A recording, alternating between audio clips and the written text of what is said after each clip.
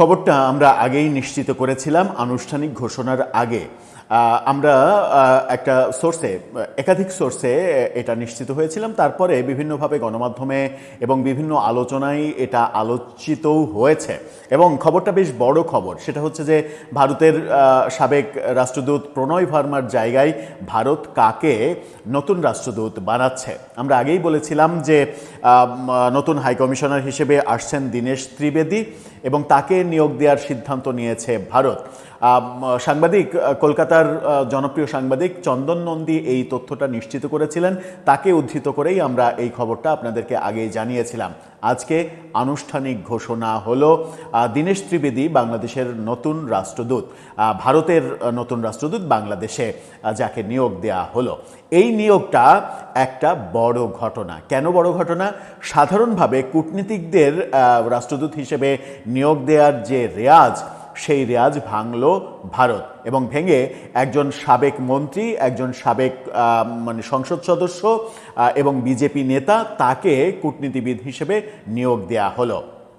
নানাভাবে নানা গণমাধ্যমে, ভারতীয় গণমাধ্যম, বাংলাদেশি গণমাধ্যম, আন্তর্জাতিক গণমাধ্যম, বিবিসি সহ বিভিন্ন গণমাধ্যমে সবথেকে আলোচনার টপিক ভারত বাংলাদেশে সেটা হচ্ছে যে ভারত বাংলাদেশের যে চলমান সম্পর্ক, যে সম্পর্কটাকে নষ্ট করে গেছে প্রফেসর ইউনূস সরকার, সেই সম্পর্কটাকে জোড়া লাগানোর জন্য দুই দেশই উদ্যোগে এবং ভারত বাংলাদেশের সঙ্গে সম্পর্কটাকে কূটনৈতিকভাবে সমাধান করতে চায় নাকি রাজনৈতিকভাবে সমাধান করতে চায়, তার ফয়সালা এই নতুন হাই কমিশনার নিয়োগের মাধ্যমে তারা দিয়ে দিল। কি সেই ফয়সালা?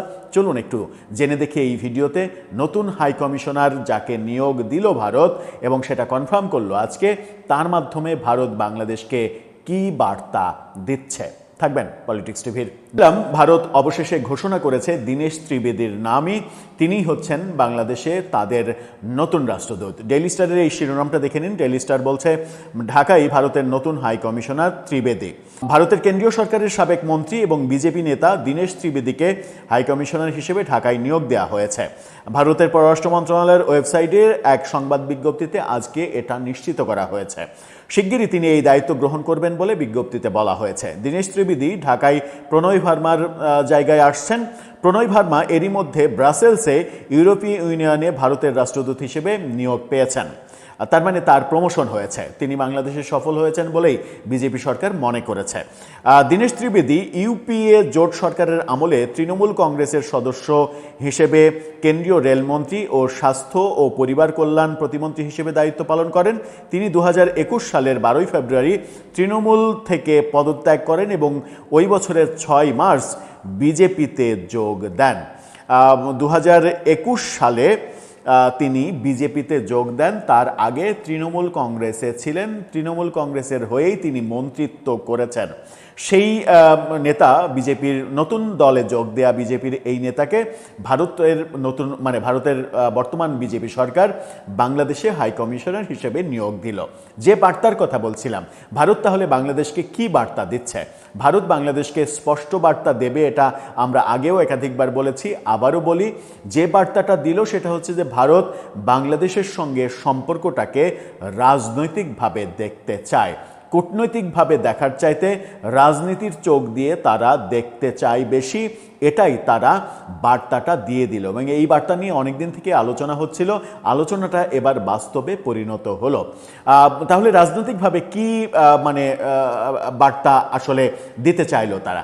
বাংলাদেশ এবং ভারতের মধ্যে যে সম্পর্ক শেখ হাসিনা এবং আওয়ামী লীগ সরকারের সঙ্গে ছিল, সেই সম্পর্কের অন্যতম রাজনৈতিক সমঝোতার মধ্যে একটা বড় ব্যাপার ছিল হচ্ছে আঞ্চলিক নিরাপত্তা।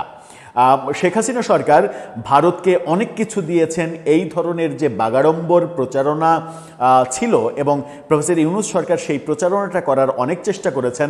বলেছেন ভারতের সঙ্গে দেশ বিক্রির হাজারো চুক্তি করেছে শেখ হাসিনা, কিন্তু ইউনূস একটা চুক্তিও দেখাতে পারেননি যে চুক্তির মাধ্যমে শেখ হাসিনা দেশ বিক্রি করেছেন। এরকম একটা চুক্তি ওপেনই করতে পারেননি তিনি। বরং আদানির সঙ্গে যে বিদ্যুতের চুক্তি, সেই চুক্তি অনুযায়ী আদানির বিদ্যুৎ বিল মানে বিদেশি কাউকে টাকা দিয়েছেন, প্রথম আদানির টাকা দিয়েছেন তিনি, কারণ তিনি দেখেছেন যে বিদ্যুৎটা নেসেসারি, বাংলাদেশের জন্য নেসেসারি। শেখ হাসিনার মানে দেশবিরোধী চুক্তি যখন তিনি দেখাতে পারেননি, তখন তিনি নিজেই আমেরিকার কাছে দেশটা বিক্রি করার বন্দোবস্ত করে গেছেন ক্ষমতা ছাড়ার মাত্র 72 ঘন্টা আগে।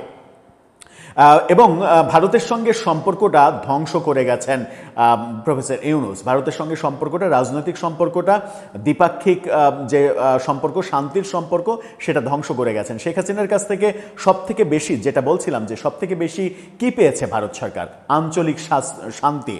শেখ হাসিনা ভারতীয় বিচ্ছিন্নতাবাদীদের বাংলাদেশে আশ্রয় দেয়নি।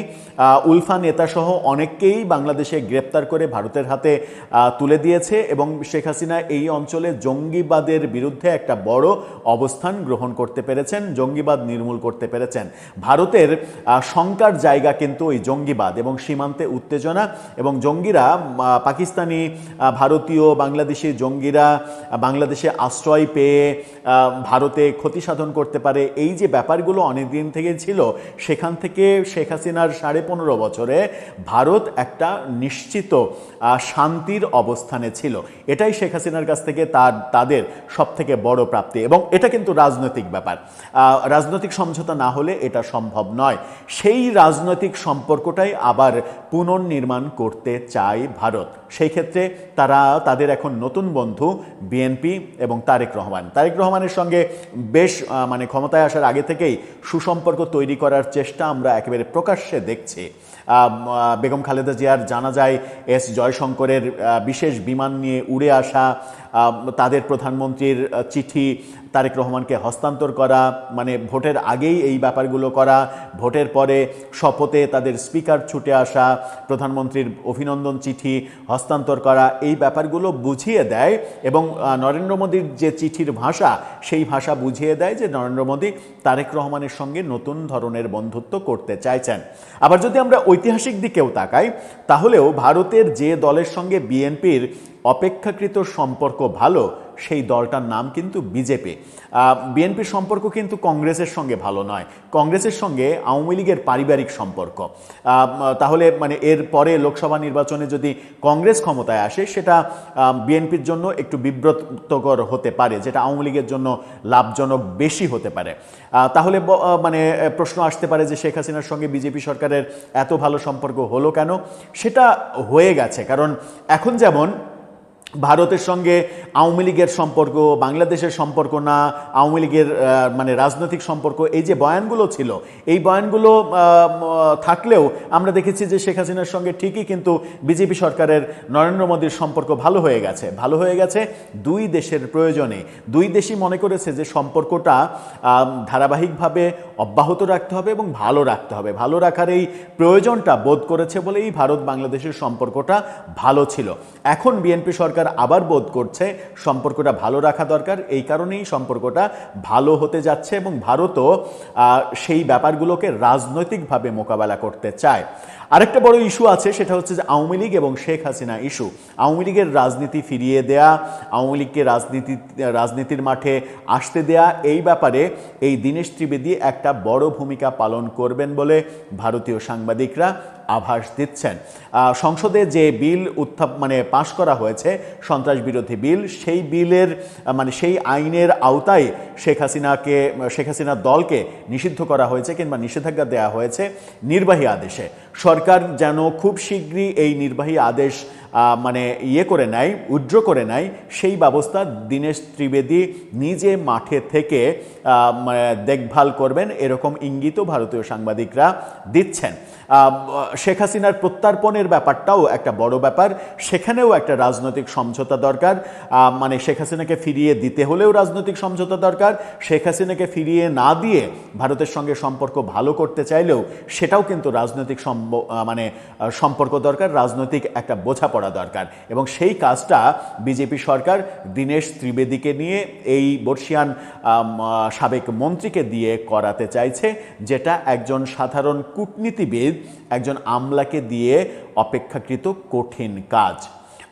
তার মানে বার্তাটা খুবই স্পষ্ট যে এই মুহূর্তে মানে এর আগে যে দুর্নামটা ছিল যে ভারতের সঙ্গে সম্পর্কটা বাংলাদেশের না শেখ হাসিনার, সেটা বোধহয় অল্প কিছুদিনের মধ্যেই কেটে যাচ্ছে। যখন বিএনপি সরকার থাকা অবস্থায় বাংলাদেশের সঙ্গে সম্পর্কটা আবার ভালো হচ্ছে ভারতের, তখন অন্তত ওই যারা সাম্প্রদায়িক গোষ্ঠী যারা ভারত বিরোধী রাজনীতি করে এদেশে জনপ্রিয়তা অর্জন করার এক ধরনের চেষ্টা করেছে এবং প্রফেসর ইউনূসও সেই চেষ্টা করেছেন, সেই চেষ্টা করে পাকিস্তান পন্থা এদেশে প্রতিষ্ঠিত করার চেষ্টা করেছেন, তাদের বোধহয় একটু আঁতে ঘা লাগবে ভারতের সঙ্গে সম্পর্ক যদি বাংলাদেশের স্বাভাবিক হয়ে যায়, যেটাকে অনেক বেশি দুরূহ হিসেবে তৈরি করে ফেলেছিলেন প্রফেসর ইউনূস তার মেটিকুলাস জঙ্গি ডিজাইন দিয়ে।